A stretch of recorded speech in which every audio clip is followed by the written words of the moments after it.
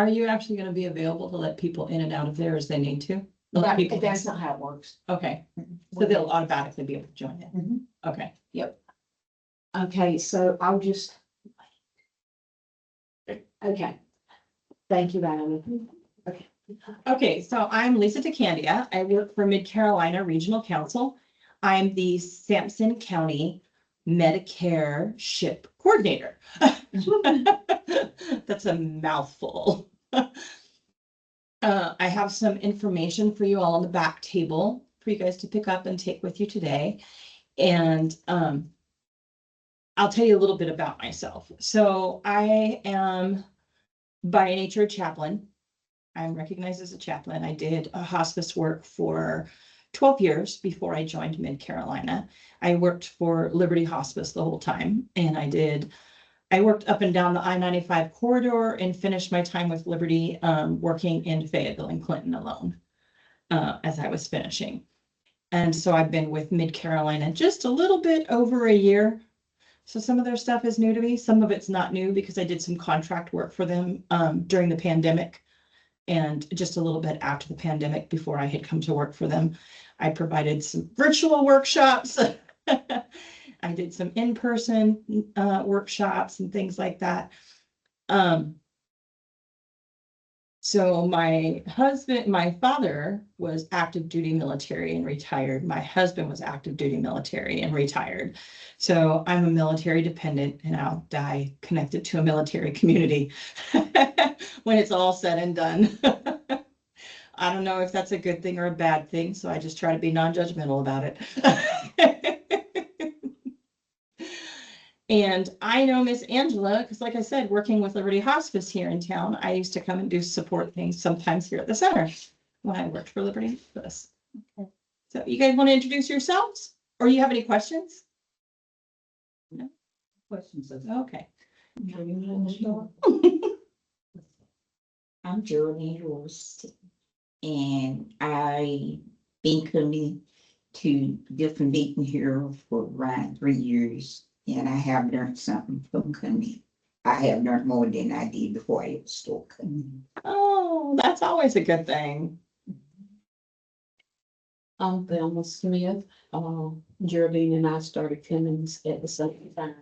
And like her, I have just learned so much and I have fell in love with the workshops, the people that I get to meet and come in contact with and just everybody sharing their stories. You learn a lot from that. You're absolutely right. You do. You know, one of the things I believe when I facilitate things is that the only experts in the room are the people who come in to participate. Amen. My name is Betty Conley, and I was introduced to this workshop through Geraldine and Miss Dana, who I have I agree with these little days when they say they've learned so much. I have, and I come because I have worked with people who have had dementia, but I'm hoping to learn much more. So in the future, that if the opportunity arises where I can be a blessing to somebody else, I want to be a blessing to somebody else. Okay. How do you spell your last name? Conley, Conley. Oh, okay. My maiden name was Conley, is why I asked, but it's spelled Connollly. Okay. My parents were born and raised in Charleston. Yeah. My name is Debbie Beard, and I was introduced to come to class by Betty. And within coming to this class, I have learned Miss Geraldine and Miss Thelma, and I have learned a lot. And the reason I got introduced to come to class because I had spoke talk to Betty because I have taken care of my brother, which has dementia, Alzheimer's, and I have learned a lot with working with him. And since I had come to the class, he had recently been placed into a facility, which he is thoroughly enjoying. And he was willing to go on his own. And it had taken a lot off of me. And I knew you had a little pep in your step. and I mean, it's just a different feeling. And because he was willing to go on his own, and he was ready. And all we want is the people we love to be happy. Yes, We want them to be cared for and we want them to be happy. yeah. So, You know, sometimes all we can get is cared for and safe, but it's just a bonus. It's the cherry on top when they're happy. Cause that's ideally what we want. yeah, and So, he's doing very well. And well, congratulations. And that makes you feel it better. makes me feel a lot better because it was a lot. Yeah, it was. And I mean, I was doing what I could for him and, but it was a lot and we'll continue to do what I can for him. Yeah. So when you guys hear the phrase, moving through caregiving, because that's what's on the flyer, what do you think about?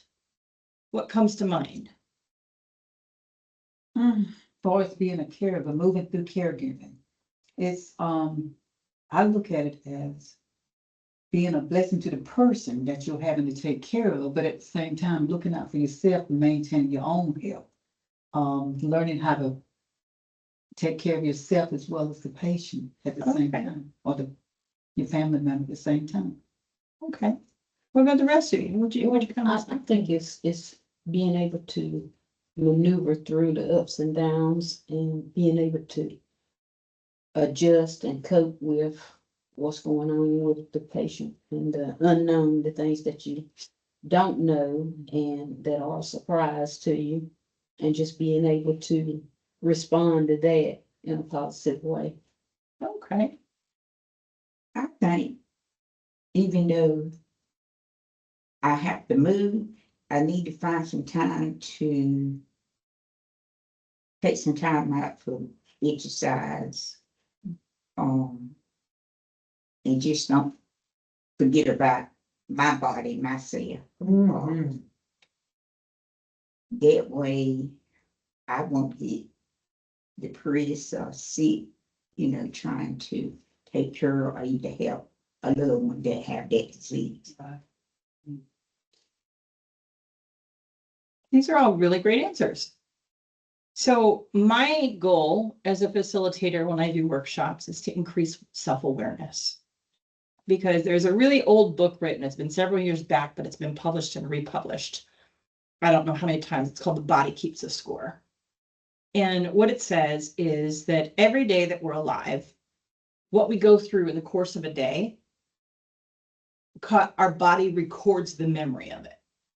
And when it records the memory of it, the way it does it is it records stress on the body. And that's what we feel in our bodies. We feel stress. And the body doesn't differentiate. Hello. The body doesn't differentiate between good stress and bad stress. So it doesn't say, oh no, yay, you're so happy today. You got a check in the mail that you weren't expecting, and that money is fantastic. And your body doesn't go, yippee, this feels great. It just records that memory, it records the stress associated with excitement. And you think about it, when you're excited, where do you feel it in your body? Where do you feel? Where do you feel it in your body? Actually, all over. I don't know. All over. Your body kind of tightens up, huh? It doesn't loosen up. It kind of tightens up, doesn't it? So you feel it. The body, it's taking that memory and it's recording it as stress on the body. So by the time you get to the end of your day and go to bed, your body feels kind of tight. Exactly. So my goal when I talk about moving through caregiving and even Medicare and different things like that, my goal is to increase awareness of what's going on inside of us that we're reacting and responding to. And not only what's going on inside of us, but what do we really know and what don't we really know? And sometimes the things that we need to know, we can't learn because we think we already know. And so there's like this barrier, this invisible barrier to where somebody tries to share something with you and you're like, yeah, I know that. But you're not understanding how it can help you because you've got this barrier inside that says, I know that. And they hear your story and they're like, you really need to know this. This can really help you. I can see how this can help you, but it's not helping you.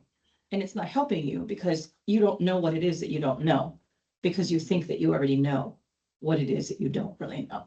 Does that make sense? It's a confusing way. So we're going to play a game to open up, okay? We'll have to make sure to read the papers out loud. We're going to take the first 5 minutes, and I want each of you to find one card or one little piece of paper that lists something stressful to you on it. And then find 2 pieces of paper to go with it, that things you can do for that stress. Okay, go, and I'll start your time. One stressful thing. Don't pick more than one stressful thing. One stressful thing, and then 2 things that can help you in that stress.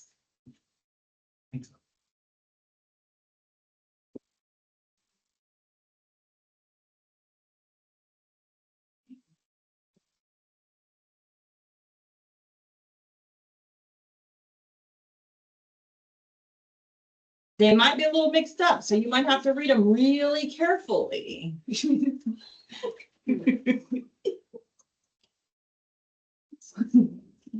my gosh. Oh, I love this. I didn't think of it until too late. Next time I'll just print them out on big pieces of colored paper so they're bigger and easier to read. Oh my gosh. Remember, only one stressful thing. One. Oh. One stressful thing, but you get to pick 2 things that can be helpful with that stress.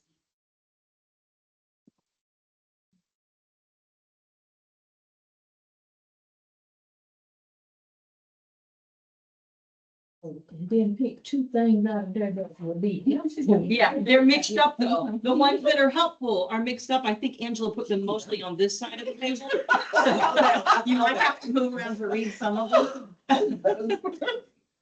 That's why I said you have to make the distinction between, is this something that's helpful or is this something that's stressful?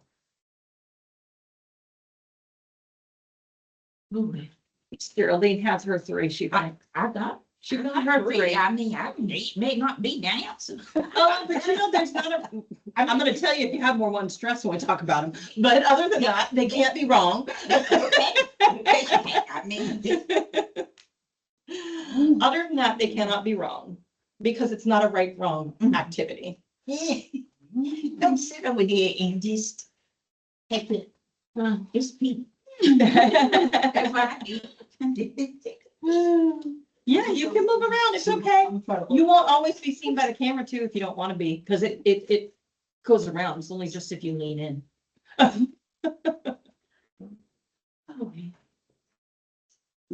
Okay.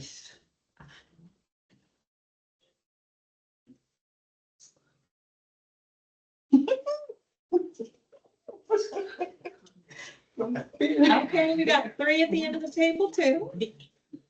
Be the good, be the, okay, around, baby. I'm feeling. Oh, okay. She didn't say it. That's the romance. Only one stressful thing though. Geraldine, leave me alone, please, because I sit on that side of the room. over Geraldine, you're not Geraldine. gonna have to go over there. I ain't found the one. She said, No wrong answer. She said, no romance. She listened to you, baby. This is not me right here. I will ask for help in a minute. I am not scared. Maybe it's something that could be helpful, but not anything you would necessarily do. But it's something that could be helpful to that stress, thinking outside the box. All right, I see everybody's got 3.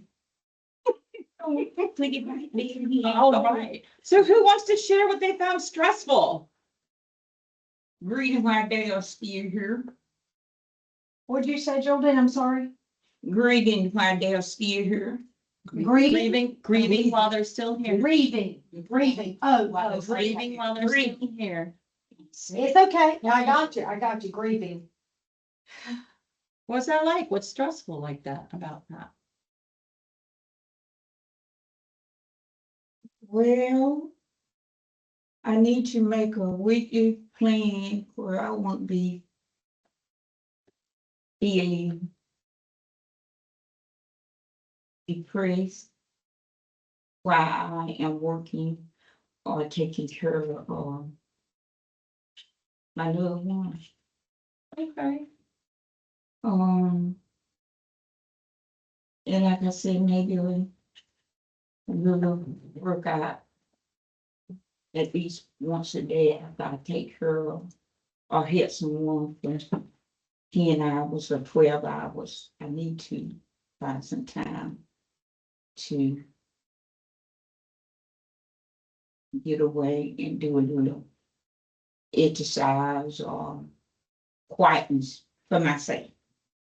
Well, grieving while you're taking care of somebody is stressful.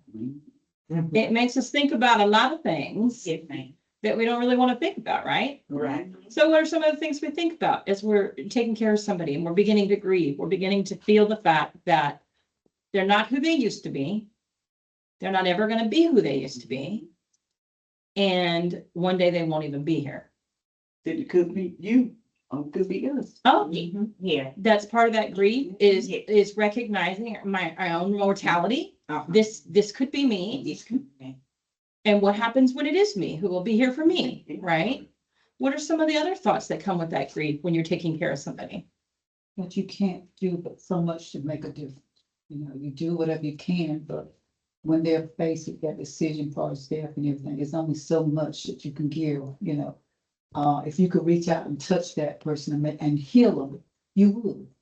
But you have to deal with the fact that there ain't but so much you can do. That breaks your heart. Yeah, I was just fixing to say, sometimes you question yourself, am I doing all that I could do? Or you ask yourself, what else could I do? We're nervous about the possibility of regrets, Mhm. regrets that kind of sit in the air. What do I wish I had done? Mhm. What do I wish I still could do? Yeah, it really, Feel It's like really you're hard. just not doing enough, but you don't know what else you could do. because we hate to see the people we love suffer, don't we? Yes. It's really hard to watch them in pain, to watch their life changing, to watch them losing that independence in the things that they want to do. What were a couple of things you picked? What were the two things you picked to be helpful? Make a weekly care plan. Okay, make the weekly care plan. And what was the other thing? Take a 10-minute reset break. Take a 10-minute reset break. Oh, it didn't tell you to only do it once. You could do it more than once. You know, to deal with so when we talk about the stress on our body, as we're grieving with somebody we're taking care of, where do you imagine we've identified we feel it in our emotions? Where do we feel it in our body? All over. Depression really impacts the entire body, doesn't it? Stomach, head. Speed up your heart. So it's all over. So everybody records it different in their body. Yes, True.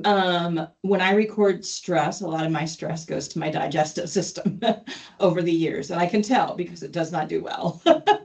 I have a lot of digestive problems that I have to constantly be caring for because of the way I carried stress. I also carry stress a lot in my shoulders. Yeah. Really tight up through here. The chiropractor's like, you're so tight, Lisa. You know, because I just hold it really tight, you know, even when I lay down at night, you know, I curl up. Yeah. So where do you feel it? Where do you record your stress personally? As a caregiver, when you're watching somebody change? I like a lot of food around. I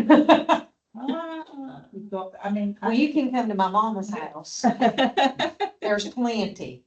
I eat. I mean, I honestly, you know, I eat, and then there come to that point where I can't eat. It's like a reverse thing, you know. When my husband was sick and dying, I couldn't eat. I lost much weight, and I didn't even realize I had lost the weight until I started putting on some clothes and didn't have anything to fit me.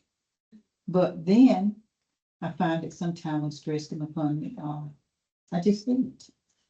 It's like my nerves, you know, nerves. When I first started hospice, every time I had a really hard visit, I would go get a milkshake afterwards.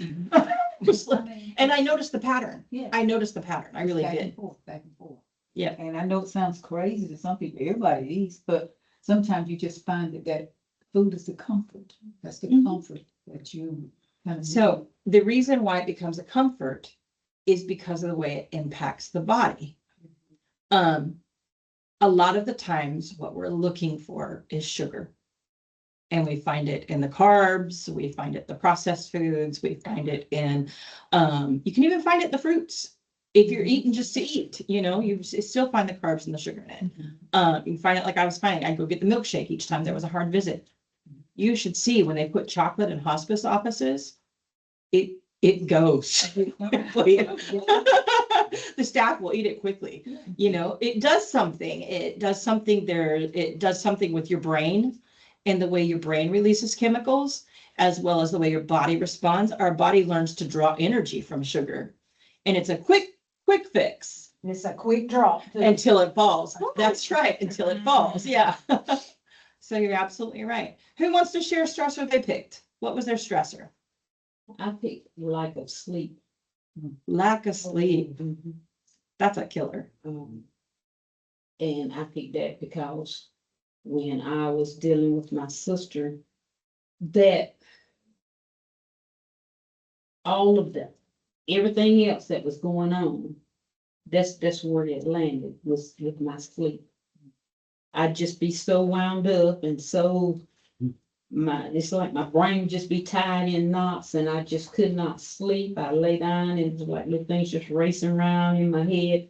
I just couldn't relax enough to go to sleep. And as my remedies, I picked practice deep breathing and use respite service. But what I actually did was I'm on puzzle fanatic. Oh, And I like to do Bible study mhm. lessons. And that's where I put my focus because with the puzzle and with the Bible study lessons, all your focus has to be on that, or else you can't do it. And so I would just, the bed was full of Bible study lessons and puzzle books. So now here's my question for you. That helps remedy some of the anxiety, but did it increase your sleep? Yes. Good. Well, because you were already tired. Uh-huh. You're but right. Your brain couldn't relax enough to let you go. So it was how you turned your brain off Yeah, from what was and- causing it And when anxiety. you concentrated on that puzzle, then that became your focus and not what you had dealt with that day or what you were gonna have to deal with the next day. It was all about that puzzle. And that sort of, eventually your brain just kind Mhm. of calmed down and you just fell asleep. Nice. I believe anybody here can tell you, maybe Angela and all the rest of you perhaps. Anytime you're trying to read God's word, it's safe to make sure you go to sleep. Make sure it's not. See, you got, you're standing up sometimes to read the word. I have chronic pain at night. It gets really bad. And so I actually have a Bible app and I go through the Bible in 90 days, every 90 days, because I play it at night when I go to sleep. Oh. And it's just long enough that I go to sleep and go into a good sleep. It's really surprising to me though, when I go to a church service and they read scriptures, how many of the scriptures I know that I'm very familiar with. The word of God impacts us in our sleep, even in our does. sleep. It really does. And a side note for y'all, if you have a TV in your room, if you don't, that's fine, there's one in the living wherever.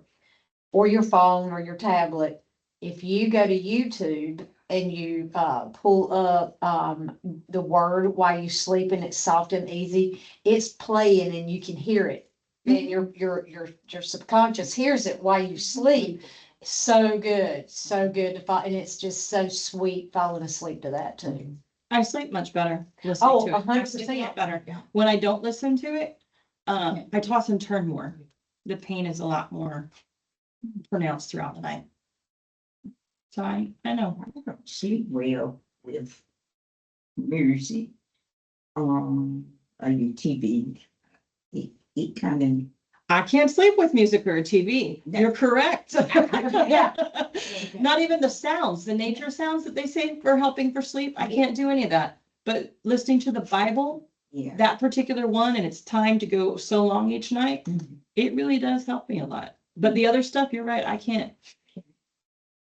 And I mess with puzzles sometimes, but it kind of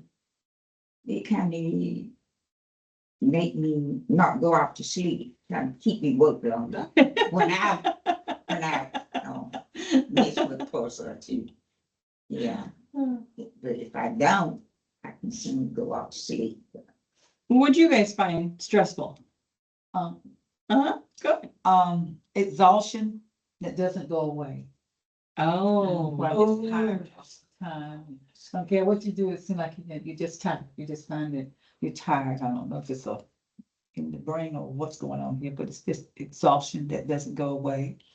And I got up here for the results of that is balancing your own health. Find ways to balance your own health and take a walk outside. Just get out there and just take a walk. But sitting up during the snow, I was tired. I know you're in the house and you're resting and you should get plenty of rest, but no, I was just tired. And the reason I was tired is because I was eating. And when you're eating and you're not moving like you should or getting that proper exercise, it makes your body, it makes your mind tired. It just works, like I said, it works from the top to the bottom. So taking control of my own health, balancing my own health is where that starts. And learn how to get outside and take more walks and meditation. Yeah. So I was telling somebody, they have something they talk about now called EMDR, eye movement rapid desensitization. I forget what it all stands for, but it's actually, it changes the way the brain processes what it's thinking about, what it's trying to work its way through. But it's the concept of basically you go out for a walk. Because when you go out for a walk, your eyes are recording everything it sees in front of you and to the sides of you. At the same time, your mind, have you ever noticed that if you go for a walk, your mind doesn't wander while you're walking? There's no way your mind can wander while you're walking. It picks an idea, whatever you're walking with, and it goes with that and it sticks to that. And that's what keeps moving with it. You don't, all of the confusion, the heaviness, the anxiety, the depression, these different things and the thoughts associated with them, when you go for a walk, it clears your mind. Because you know you want a positive thing to your body. It's not even because you know anything. It's the body connects to the mind. Yeah. We're holistic people. And because we're holistic people, what happens is when you start moving your body and your eyes are tracking where you're going, your brain comes right in line with everything else. And so it clears the mind right on up.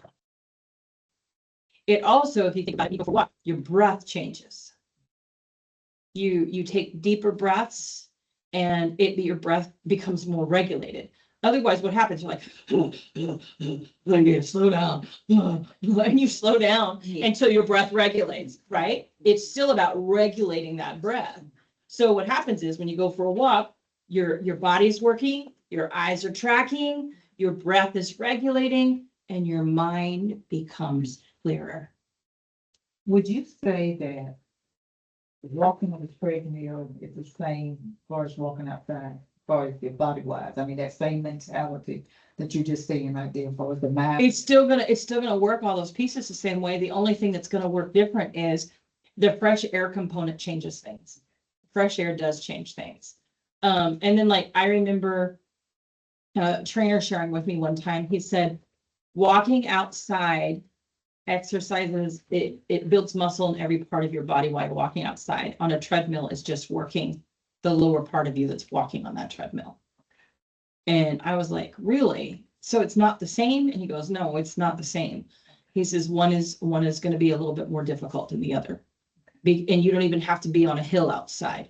But the average place you go, no place is straight anyway, flat anyway. And so even just the natural up and down as you're walking outside is building muscle all throughout the body as you're going. And then, like I said, the fresh air component. And those two things aren't there on a treadmill. But that doesn't mean that walking on the treadmill isn't good. And you know, I found that when you're outside in the fresh air, Mhm. regardless of what you're doing out there, if you're just out there in it, I sleep better that night. I feel better. It's therapeutic. It seems like it just puts you in a different frame of mind. I'm thinking until summertime hits and it's sweltering hot. But I know that's not true, because there are people who garden and go outside during that time, and it still does something being outside. Vitamin D, the air, it's different. To You're me, right. it doesn't matter if it's hot or cold. I mean, the temperature, yeah, that will determine how long you can stay out there in it. Mhm. But just being out there in that fresh air hitting you in the face. So I was telling somebody one time, I said, what I like about being outside is, I don't feel trapped. You know, I can be in a house, but if what's going on in that house is something that's hard for me to do or to be a part of, the house feels small. So when I go outside, everything lifts because there's nothing over it boxing it in. You know, we react to the environment. You know, the environmental factors play a huge role in how we navigate that. It makes it more stressful because I have to work harder to manage my emotions and to manage my thoughts and to go through that depression and that anxiety. It's a lot more work to work through all of that and do the tasks that need to be done at the same time that I can't get away from any of the thoughts that are associated with it, because everything surrounding me is directly related to it. So the stress that the body records is a lot. It holds a lot. What'd you find stressful? Making doctor's appointments. Oh. Preach. Making got doctor's to- appointment. Yeah, what I find stressful is paying bills. Oh, yeah. That is the truth. Yes. I had a lady call me up and make an appointment with me, and I met her at the library, and it was for Medicare. And she brought with me all of her all of her insurance bills. And I had told her over the phone, and I said, make sure you bring your EOBs, your explanation of benefit papers. And we literally spent a couple hours there at the table going through all the explanation of benefits she had received for all of the different appointments over the course of the year, tracking them to find out what she had paid that she didn't need to pay. And why she paid something she didn't need to pay. And what the insurance declined, was she still responsible if the insurance declined it, why she wasn't. You know, we went through all that, but it was showing her how to, you know, navigate those explanation of benefits and understand paying bills. And when we start adding healthcare bills to it, bills coming from the hospital. Very stressful. Yeah, I learned for the first time recently, somebody shared, so you know, even though you guys have TRICARE, when you go to the hospital to have knee surgery, that doesn't pay 100%, right? Oh, I did not know that. I guess I do now. I'm glad to learn before I got the bill. You know, the bills are hard to understand. Yeah. And when you're getting several of them, Yeah. and especially now we see them all broken up. You get a bill from the lab, you get a bill from the hospital itself, you get a bill from a doctor's office, and you're like, all I did was go see the doctor for this. How is it? 3 different bills. As well, I'm seeing your bill for taking a pill, give you a pill. The bills, paying bills is stressful. But I have a question in that respect, and you might can answer it, and I can't. The last colonoscopy I had, all the times before, it was done like at the doctor's office. And when I'm saying the doctor's office, at least that's the only place I remember going. And the insurance paid it all except just your copay for going in to your initial visit day for them to give you your instructions and and the last time it was done at the hospital. They passed some kind of law where the doctors couldn't do it in their office anymore. It has to be done in the hospital setting. But anyway, you know, there's the hospital fee, there's the anesthesiologist fee, there's somebody else's fee and then- Bathroom. That's the doctor himself. and In the lab. then the doctor. Okay, when I went to the doctor the initial time and paid that copay. Mhm. And then they told me, you've got to pay X amount of dollars before the procedure. or else the doctor won't do it. That's correct, because I remember when I had one, that's correct. And so I had to pay that. Well, when I got my EOB, nowhere up there did it have that extra money that I had to pay to the doctor that was going to do the procedure. Hmm. All it had was that initial copay that I had to pay. So to actually figure that out, you'd have to have your explanation of benefits paper. You'd actually have to have the copay itemized for what you paid for. And then you would compare them. You would see, did I pay for something the insurance hadn't yet paid for? Based on what they thought the insurance would pay? There's a war that goes on. But what the doctor's office told me was, okay, you have to pay this amount. Depending on what the insurance company pays, if they pay enough, you get that back. But if they don't, you don't. Okay. So I'm thinking it's because they already know. They by have a doing good it idea from the over and insurance. over You're and correct. over, they know A good office pretty will much how know. much the insurance is gonna pay them for that procedure. Mm-hmm. And that's not exactly what they want. And so they tack on a little extra and they tell you, well, either you pay it or they don't do the procedure. Now, doctor don't tell you that, but the So people you deal with. it makes sense to me because the insurance companies say, yes, we pay for this procedure, but this is the most that will be paid for this procedure. And this is our portion and this is their copay. And I think because now they're doing it through the hospital, that reduces the amount that the doctor himself gets. Because basically doing it in the office, I guess everything would go to them. Yes, if they had their own building to do it. For the charge, the hospital had it done. So here, I've got something here. I've got attitudes. So we So, got a question real quick. Go ahead. He didn't finish hers. oh, I remember what she picked though. Making doctor's appointment. And How- I apologize yeah. that we all sort of got. Off track. Run over and kept right on going, we hate to run.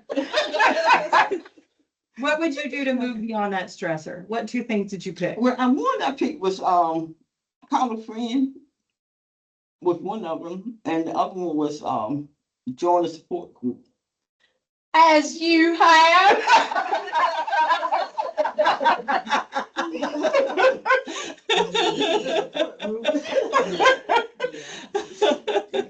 Yeah. That was interesting that you picked call a friend. Mhm. I hate making doctor's appointments. I hate having to be on the phone, but I hate having to be on the phone. I'm not gonna call a friend either. I might come to the group, but I'm not gonna call anybody on the phone. I just get sick of having to be on the phone. You won't be in person. Do like I did. I called Geraldine, I said, Geraldine, can you come over? There you go. That's true, that's true. If we're not gonna stay on the phone, I'd probably make the call just to say, could you come over? Yeah. But that telephone, and by the time I've had to call all the doctor's offices to make the appointments. Well, I. Or you've been taxed. Actually, and I understand that. I call You call somebody? and talk to Yes. No, no, she don't. them. When I. She called and she's, Miss Thelma, be my witness. It's not normal. It's not normal, Miss Thelma. What time she get on? What time she get off? Just go ahead and take your bath and put yourself in your pajamas and I just didn't come say back. what- and I Thank did not say what time. I just said I called. Miss Thelma. Thank God for I- speakerphone is all I. I got that right. Yes. Or I'd be doing what I'm doing. Uh-huh, but you know, being an options counselor and a dementia care specialist, and that is, of course, where my heart is. But folks call me all the time, all they need is someone to listen. That's right, that's right. And to be, I mean, if you can be empathetic, that's great, which I can. But, and sympathetic, and just let them know that you love them and you care for them, and they just need to vent. They need to they just need to talk. So 100%, I understand what you're saying. Everybody, For sure. everybody sometimes. Oh, Yeah. Mm-hmm. That's why I call. Meet them for coffee, meet them for food, meet them on the telephone, just Just listen. Just Yeah, listen. just listen. Just a short list. So if you guys notice, She said just short. if you guys notice, we talked about stressors, we identified stressors. And you didn't just name emotions that were associated with them. You actually identified behavioral things that were stressful. You know, that's a step in increasing that awareness. Then you identified 2 behaviors you could do to help combat the stress related to the other behavior, right? So we're talking about moving through stress is what we're doing. Yeah, Okay. that'll work. These are some, let's see, we only need like 5 of these. We'll do 5 of these. Mhm. Everybody can have one. All right, I'm just gonna. There's yours, darling. Yep. Mhm. So What's your first name? this is about Miss Mary. All right. moving through attitudes. Because don't we know that some attitudes are not helpful to us in our stressful situations, are they? Amen to that. So what do we see? What attitude? Somebody want to share? What did they get? Who wants to share? I got small steps still in. Oh, I love it. What's small steps still count? that's a good attitude thought to have, isn't it? So even if all I'm doing is taking a 10-minute reset, even if all I'm doing is taking a 10-minute reset from all of these things that are stressful, I can actually be reminding myself, it's okay, it's only 10 minutes. Small steps still count. The attitude has to go with the behavior. You have to shift your way of thinking too, not just change the way you're moving and the choices you're making. You have to shift the thoughts that go with them also. Your thoughts won't magically change themselves. And even if you clear your head only stays clear until you're back in the situation again. And so it becomes a matter of shifting the thoughts that are there too. What's another attitude somebody's got? Caregiving is an act of love. I hear a lot of caregivers focus on that one, and it really is helpful to them, isn't it? Caregiving is an act of love, remembering that, especially on a really bad day. But it says not perfection. Oh, Caregiving is an act of love, not perfection. Correct. that really speaks to that regret you were talking about earlier. You're gonna have to- When you guys were saying, I feel like sometimes I just can't do enough. Caregiving is an act of love, not of perfection. That changes the way that we feel the suffering when we're watching them suffer. Because there's pain and then there's a suffering. It's okay to hurt because somebody's hurting. But when we cross over into, I can't ever do enough, then what happens is we move away from hurt into suffering. Because what we're saying is, I wish I could do everything right to take this pain from you. But caregiving is not that. It's an act of love, not of perfection. So being able to remind us, not just that it's an act of love, but reminding ourselves, not of perfection. Becomes, it changes the stress on the body. All you have to do is say the words in your body. You notice your body changes, doesn't it? Who else wants to share? It's okay to feel both love and frustration. It's okay to feel love and frustration.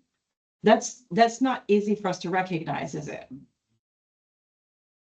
Because the more stress there is, the bigger the situation is, then the worse the frustration feels, the bigger the frustration feels.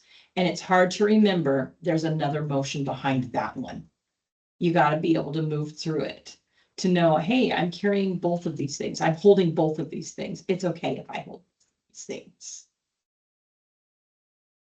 Who else has got something? What you guys got? Don't have anything. How about you? She don't know what you can. No, she's talking about this. Oh, what it says, it says, Read this right here. I am not alone in this. I am not alone in this. Boy, that is powerful to remember in the midnight hour, isn't it? Because midnight, there ain't nobody else there in that house with you oftentimes, is there? And a lot of control freaks, Oh, yeah. they have a problem with that until you, because they want to fix everything, take care of it all themselves. Hmm. But they have to realize they are not alone in it. That there are other people who can be Yes. helping. And there's nothing wrong with asking for help. That's right. I am not alone in this. When you're having to call to make another half a dozen doctor's appointments, you know what? Why do I need to call to make those appointments? I'm not alone in this. And asking somebody else to sit down and help you make them too, huh? And you know, that's a big thing because you get so stressed out and thinking, well, you know, all this is on me. I'm all right by myself. Everything is me. And you get so stressed out with that and so consumed with that stress until you lose sight of the fact that there's somebody somewhere you can call it if they can't do nothing but give you a 10-minute break that can do something for you. They can come in and sometimes cook a meal for you so that you don't have to worry about cooking a meal, or they can come in and sit with that person for 30 minutes and just let you walk outside and walk around the house a couple of times and Now, take in the scenery. and to add to that, and I see this a lot, and I will ask the caregiver, you know, family, friends, neighbors, church members, you know, all the things. Oh, they're busy, they've got lots on, they've got their family, but have you asked? Mhm.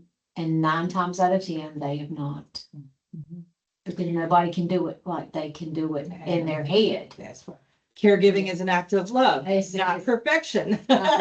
Exactly. I had a lady who I was talking to the other day, and she was saying that she doesn't live in the same space, so her sister is actually providing most of her care for her mom. But everybody, all of them are having health issues now too. And I says, did you know that the average person who's at the bedside of the individual or living with them, providing the personal care or support for that, oftentimes what falls by the wayside that they absolutely hate doing is the administrative paperwork. And she's like, no, I did not know that. I said, so when it's your weekend and you go up there, you should ask her to put all the paperwork in front of you and sit down and see what you can take off concerning the paperwork, because that's why people lose benefits.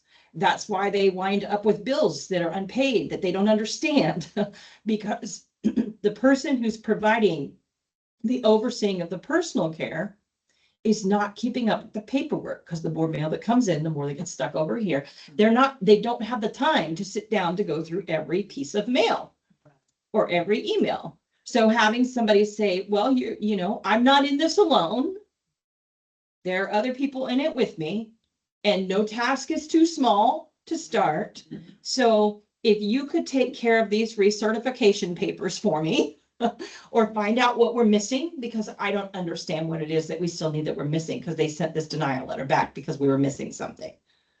And having them take care of that while they're still there at the bedside, it makes it different. It makes it a lot different. How easy is it to focus on paperwork when you're doing everything else too? You read the words and you don't necessarily process anything that they're saying, do you? Yeah. And then so many people miss out on a lot of resources that's available to them because they're so consumed with the person that they're caring for. They don't have time to look into other things. So having another family member looking for resources, you're correct. Miss Geraldine, what's your attitude on your paper say? I can grieve and still show up. Oh, I can grieve and still show up. Uh-huh. That's so funny. You pulled both grief things. I'm sorry, Miss Joanne.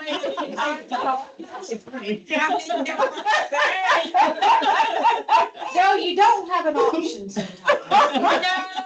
So you're gonna, I mean, yeah. You know what I tell people though, it's interesting because I will hear people say, well, you know what, I did what I had to do. Sometimes you don't have any choices. Yeah. You know what? I argue vehemently against that. I do not believe that. We do have choices. We just don't like the outcome of our other choices. We choose the choice that we're most comfortable with the outcome that best reflects the love we're trying to express or what we're dealing with emotionally. But regardless, if you were at the bedside, if you were the one doing those things, you do have choices. Mhm. You still choose to grieve and show up. It's still a choice. You can choose to not show up too. You know, you might not like the outcome of it. You know, it might keep you awake at night, or it might not, you know, but the whole point is, it's still a choice. The phrase, it's just life. How do you process that? It's just life. You know, how people often say that, well, it's life. How do you process that when you're going through something, someone will, well, you know, it's all part of life. It means they're uncomfortable with the emotions. Exactly. People think.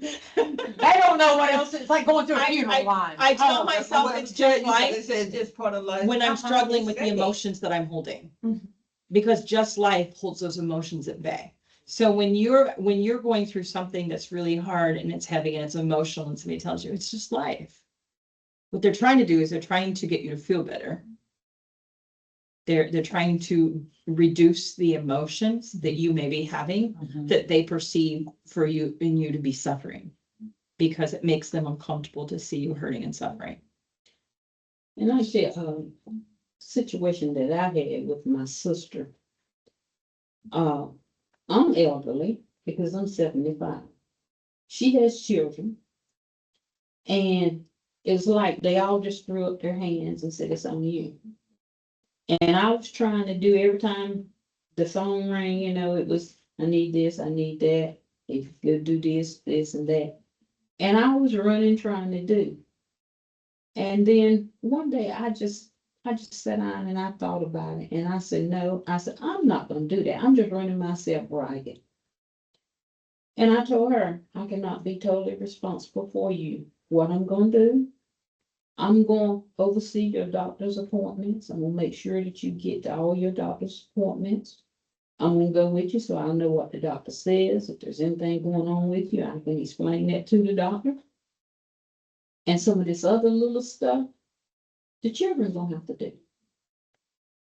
And that's what I did.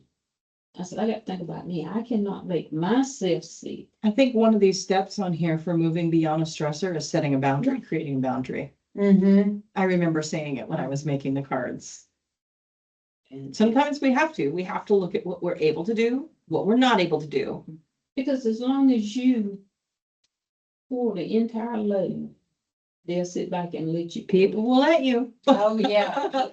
If you step back a little bit, you don't have to just totally throw up your hands and quit. But if you step back and you just decide, I'm gonna do this, this, this, and this.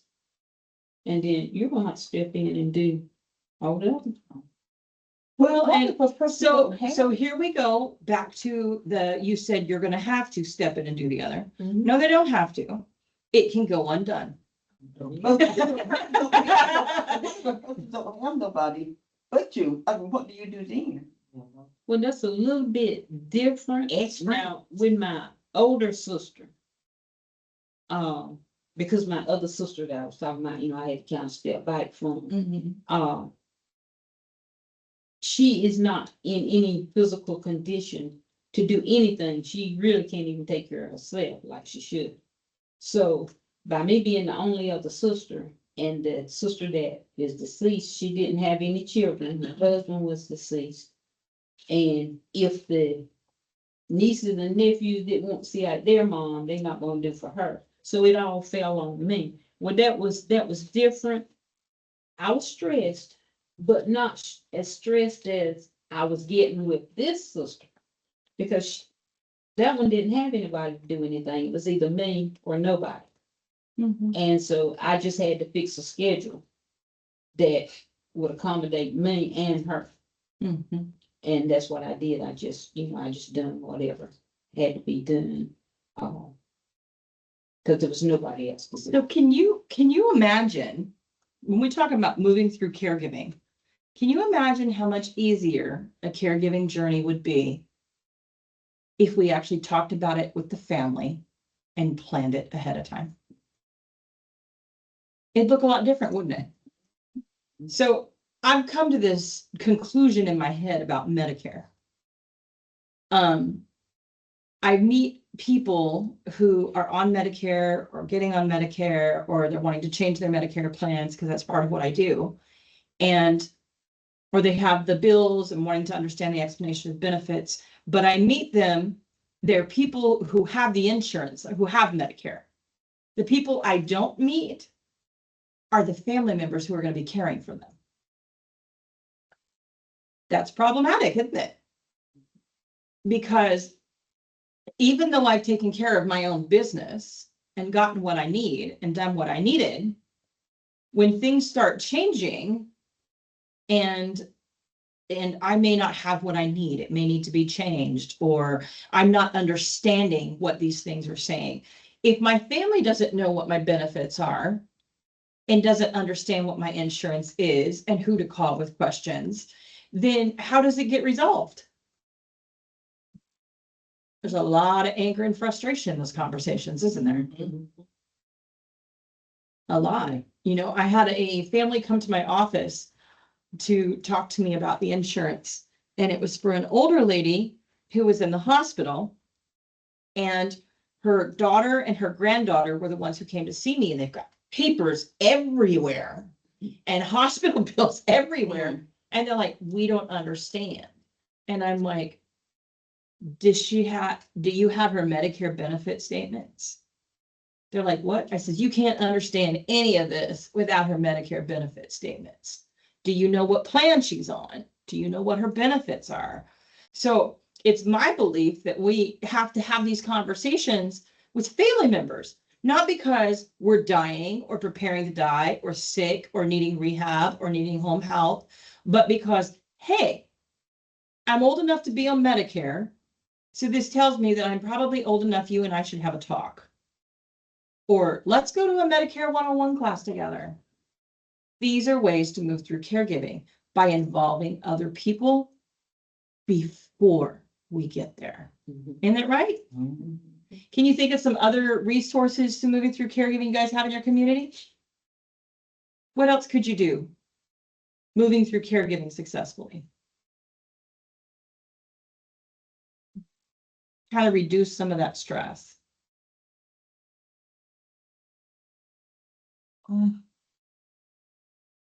Well, in addition to Angela's caregiver group, you could also start a caregiver group in your community or in your church.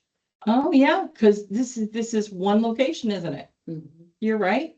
You could start a group. Or you could do, if you didn't start a group, you could do some different workshops within your church or your community. To share what you've learned.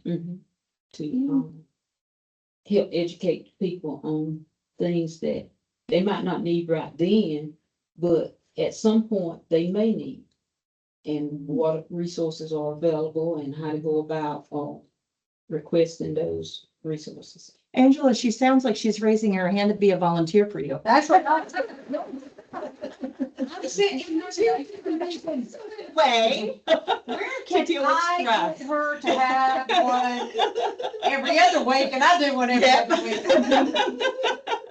What about the health programs, the Tai Chi and bingo size and matter of balance? These things help prevent falls, right? You guys have some of them here in Sampson County, right? Tai Chi. You have is- Tai Chi here? Is at the Bellamy Center Tuesdays and Thursdays at 11, and it's a free class. There you go. And Tai Chi is meant to deal with the fact that you're older, that your body is changing, and it helps with fall prevention. Yeah, it's an internal martial art opposed to the other ones are external. So internal helps with the falls, meditation, the relaxation, teaches you how to step before you actually put weight in your step. I mean, it's just good stuff. Yeah. And you had, how many people knew about that before I brought it up? Oh, they all know. No. They don't. These two knew about it. Yeah. I was about to say, hold on, no, these three do not. And I will admit, our women's fellowship at church, we have had April out to do, healthy cooking We've had, Oh, nice. Sydney Knowles out to do, she did exercise bingo and, she told us, or chair bingo, whichever one you want to call it. Uh-huh. And she told us about some other programs that she have. But, you know, we meet like once a month Mhm. and for an hour and, by being church women's fellowship, we are, you know, we do incorporate, some spiritual things. We've done council workshops.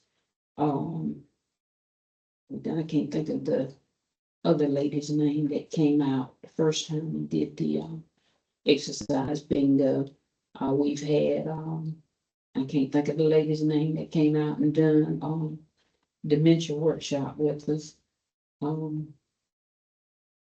I'm a firm believer in prevention. You know, all the way down to, you want to reduce the stress that you have related to the anxiety that you carry because of the increase of the flu. Wash your hands more. It's a simple thing, small tasks. They're just as good, and it's a simple thing. I'm going to be more conscious. I'm going to wash my hands more frequently. Not just if I eat or go to a restaurant. I'm going to take the time to be more intentional because flu is on the rise. You know, so understanding that, understanding what is long COVID, because we hear the doctors talk about it and we hear people who say they have it. It's not the same as COVID. It's very different. Some loved ones that you take care of get it.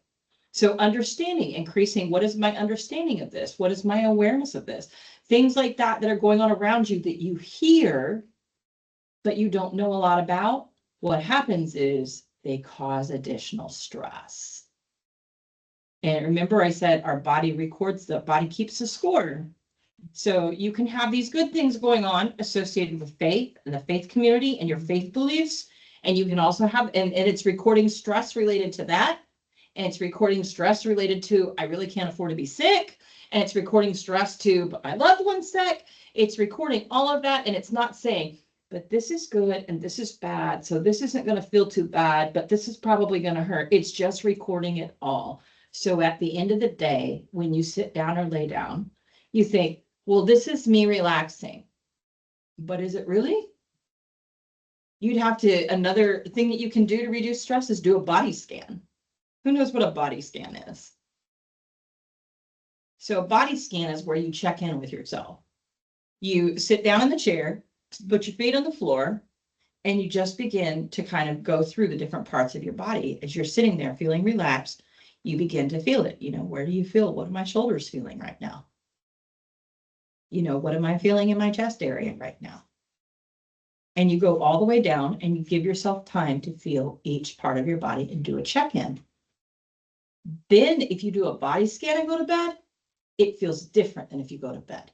Doesn't it, Miss Angela? Yes, it does. You know what it is. You can explain it. And look, I'll be honest with you too, if you can go get a massage, y'all. That's another great way. I know this is gonna sound odd, but when you get a massage, well, okay, when I get one, and I don't do it often, maybe 2 or 3 times a year. You might not think you've got stress in certain parts of your body, but the last massage I had, when she got in my calves, I was like, oh, my sweet Lord, where did that come from? Because I always keep my stress here. But then, and there was one of my hips, and I'm thinking, what in the world? But it was where stress had set. And that's where it is. By the time I left, I was good. But it's just having, it's Noting just, where it's at, being able it's, to release. yes. And because from head to toe, north, south, east, and west, all parts of our body were created. And for a specific thing, each part of your body has a purpose. It has a reason. And you just want to, okay, is this where my stress is today? What do I need to do about it? How can I change something tomorrow? And you just realize that there are parts of your body that make up a whole. Mm-hmm.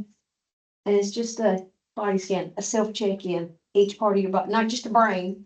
You got your head.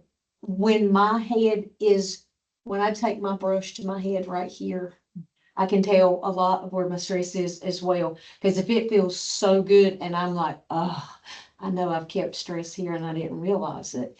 And then, of course, it always sits right here.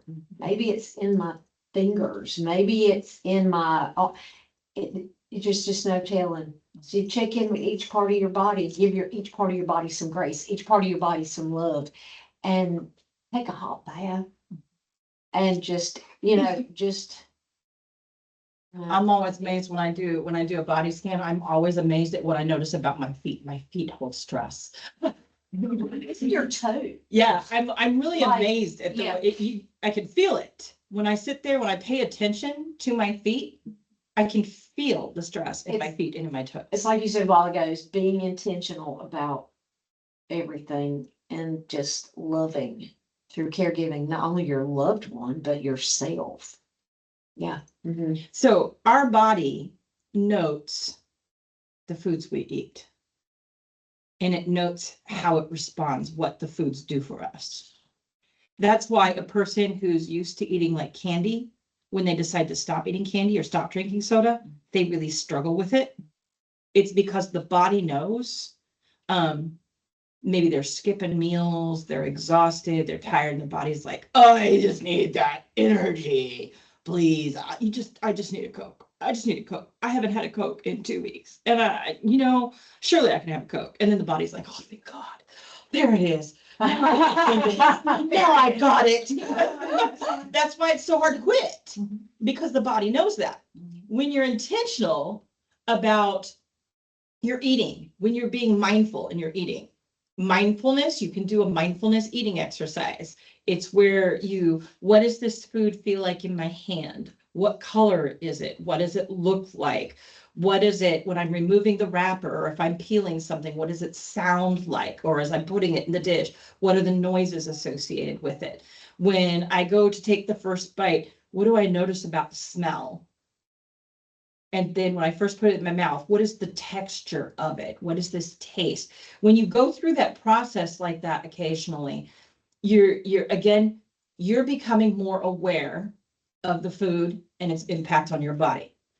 When you become aware, when you do the check-ins, how you're feeling, especially if you do it after you eat something, like 30 minutes after you eat something, you do a check-in. I guarantee you, a week later, you go to eat that same food. If you didn't like what you felt on the check-in, you're not going to eat that food, because you're going to recall the way it felt in your body at that moment in time that you had it. But oftentimes we don't have those experiences because we're not doing things present We're in flight or fight mode and let's roll. all the time, All the time. especially with caregiving, but even outside of caregiving. That's why oftentimes our faith is a life preserver for us. And it's keeping us afloat, and that's it. We're not really thriving with the things that are meant to give us hope and strength and comfort. They're meant to help us thrive. Everything, if you go to your faith principles, everything you read in the Word of God is talking about abundant life. It's talking about good life. It's talking about a hope and about a future. And it still allows and is inclusive for suffering and all that. It still allows and is inclusive for suffering and all that. And yet oftentimes our beliefs, our principles, our traditions, our practices, our spiritual disciplines are literally all they're doing in today's culture is keeping us afloat, managing to get us from one day to the next. And we keep trying to figure out, if I did it different, or if I had more of it, or if I did less of that, we keep trying to adjust our behaviors to accommodate that, so that we can get to a place to where we're not just surviving, we want to thrive. We want to feel that goodness and experience that goodness in life that we know is promised somehow in these beliefs, but we can't figure out how to get there because it's just so much. The reason why it's so much is because we're not intentional in the reflection of it. It's when sometimes, especially in faith communities, if I talk about mindfulness, or if I talk about like the body scans or visualization exercises, things like that, people get uncomfortable. But in Psalms, it says, Selah. That means pause. They're using all that word all the time in psychology now. Did you take a pause? Did you pause? People don't know what it means. You know, it says meditate on these things. You know, the scriptures do give me life. But one of the things, like you were talking about, do some deep breathing. Have you ever heard of a breath prayer? A breath prayer is where you take scripture, something from the scripture that helps you, and you combine it with a deep breathing exercise. And so I would inhale, the Lord is near, even here. The Lord is near, even here. And all of a sudden, I can stand to look at what's around me. So take your beliefs and the things that God is ministering to you and combine them with being intentional. And people say, why is the breath so important? It's life. You're right. God gave it to man, and then there was life. Otherwise, Adam was an empty shell until God breathed life into him.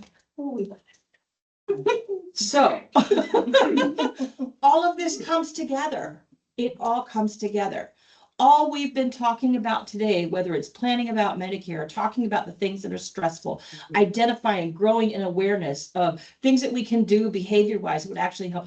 All of this can be connected to your faith. It's not separate from it because we're holistic. You should be able to talk about any healthcare concept and include a spiritual dimension to it. Amen. Every bit of it, because we are spiritual beings. No matter what my faith is, I'm a spiritual being also. So it all comes together. You guys have any questions today? See, that's something that we really, or I say me, I never really thought about it in that sense, you know. Sometimes I get so stressed and I say, Lord, have mercy. Or, you know, just say, Lord, give me strength, or Lord, you know, help me get through this or something like that. But I never thought about doing exercises for that. The breath prayer with Yeah, I think that would have been way more beneficial. It's taken me over 12 years to learn it. So don't feel bad. And I've had a lot of people investing in me over the last 12 years with the work that I've been doing in community, in the ministries I've been doing. It's not an easy concept because we want a faith that gets us out of suffering, not a faith that invites us to be present in it and acknowledges that God is in the midst of it even. You know, I'm gonna use this somewhere. We use our faith in the word and the cross. We use all of it as a life. But we should use it as the ship. It is our ship. It is not just a life raft. Sorry. Get the tongue.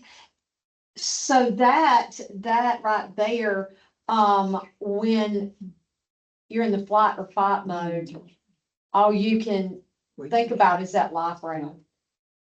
You don't think about the ship. And that's what we need to be in, is the ship, not the life raft. You're not going to change behaviors when you're dealing with crisis. It's the So it's behavior. preventative work. You have to do the prevention work. Yep. You're not going to make a new behavior when you're in the midst of crisis. And it's so funny because I know it really hit home to me recently, this idea that my mom taught me to just cry out. That's what I learned growing up. That's my faith teaching, and I believe it. But what I learned was I don't breathe. And I remember it really hit home to me because I remember years ago, back when I was going to the gym and I was doing step aerobics. And I remember Orlando, the instructor, saying, Lisa, breathe. I'm like, I am breathing. And he's like, I can tell you're holding your breath. When things are really hard, we don't breathe deeper than right here. We really don't. And so when you're used to living in the flight or fight mode and everything around you is causing anxiety, and let's be real, We're talking about healthcare benefit changes. We're talking about increased billing. We're talking about, we're seeing more and more people get sick and needing help. We're finding that we have less and less resources, personal resources to work with that allow us to be so independent. We don't have to ask anyone for help. And other people are gonna have to know more about our business for us to find the support we're looking for. So what's happening is all this stuff is being stripped away. And so the reality is all of my cries are just get me through this and get me out of this. They're not intentional in that breath that says, you know what, I don't have to leave this. I can be here in this. And I can see you, God, even in the midst of this. And I can sense you even in the midst of this. But that's work. That's really hard work. To have a faith belief system that allows for suffering and presence in it is not what we're accustomed to, because that takes some real work. It's like, I just heard this Sunday, the thorn in your side can be a gift and it can be a message, and I'm leaving one out because I can't remember it. And all of today has just proven that, because that thorn caused you to come here too. And then look at the gift we're given to learn, and then we can be a message for somebody else of what you've learned. Being intentional, doing the body scans, asking for help. You can just turn it around. You can turn everything around. And I do want to add something about the breathing. So whenever I learned Tai Chi, we all breathe very shallow. It's horrible that we breathe shallow. And when you breathe shallow, you don't get all the oxygen to your muscles, to your brain, everything you need. And it's whenever I started teaching the breathing part of it, because in that realm of health, there is a program that you can do a program of breathing for like an hour. It's insane. It's great. But the breathing, you've got to see, y'all know what a set of lungs look like. You've seen them. Do you know you only use about that much in general? So if you learn how to breathe deep, and whenever people are exercising as well, you can see your face tells you, are they breathing or not? And people don't realize it, but your face will, and I'm like, look, you need to breathe. How do you know I'm not breathing? Because you look like you're about to die. You look like you're drowning. So we want to practice, and one day we can do that if y'all want to, but you want to practice, and the way you know you're breathing deep is your belly expands and your shoulders do not move. Because you tell people, take a deep breath, this is what it is. Well, that's just your shoulders moving. That's not taking a deep breath. Your belly expands because all of your lungs are filling up with air. And so it forces your belly. If to you want a expand. fun exercise, a fun way to practice it, when you're at home, lay down on your back, flat on your back, on the floor, Mhm. and sing a song. Yes. Lay down, flat on your back on the floor, and sing a song. If we weren't live, I would do this. The breath has to come from the diaphragm to lay flat on your back and sing.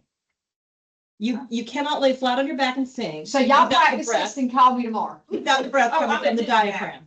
Miss Geraldine's gonna try that. You're not laying down though right now.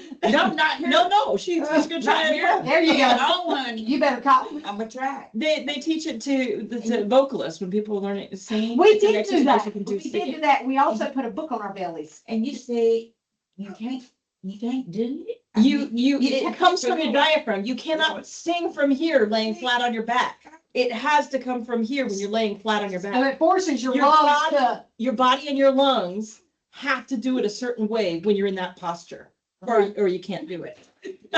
All right, baby.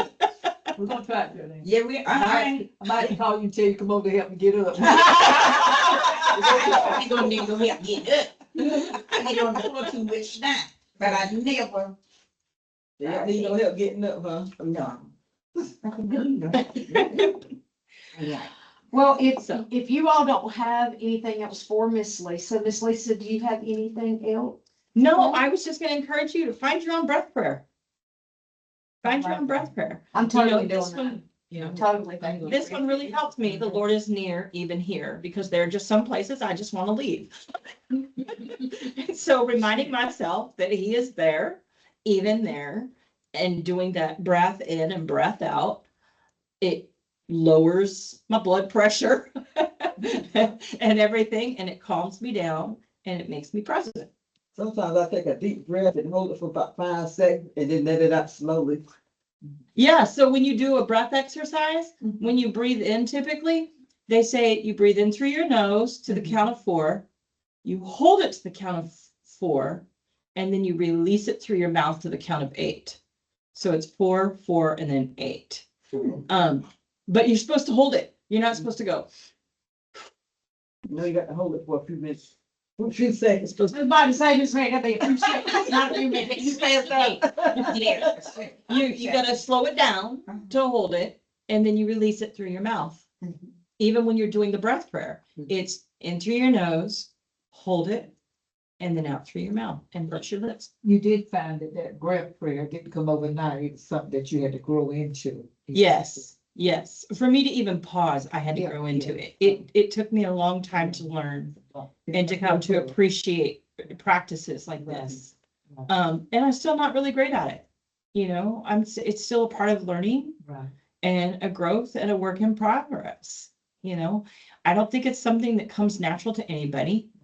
But I think the more often you practice it, the better you get at it. Well, let me tell you, when babies are born, if you watch them, they breathe deep. Their bellies expand, not their chest. Society gets a hold of us, life gets a hold of us. I shouldn't say society, but life gets a hold of us. And it teaches us to breathe shallow because we're on Yeah. babies. They breathe deep. Watch their little bellies. So that's my encouragement to you all. Find a scripture or find a saying or borrow mine until you find your own, but find a breath prayer. Thank you. It's really short, it's really simple, and it can help you in those moments so that you're not just trying to survive them, but you can be present in them. I think we'll have you back, Miss Lisa. Yes, for something else that is on this line, and it'll be great. But thank you so much for coming, Miss Lisa. We really appreciate it. Thank you. I have enough of. I have one, everybody for these. These were crocheted for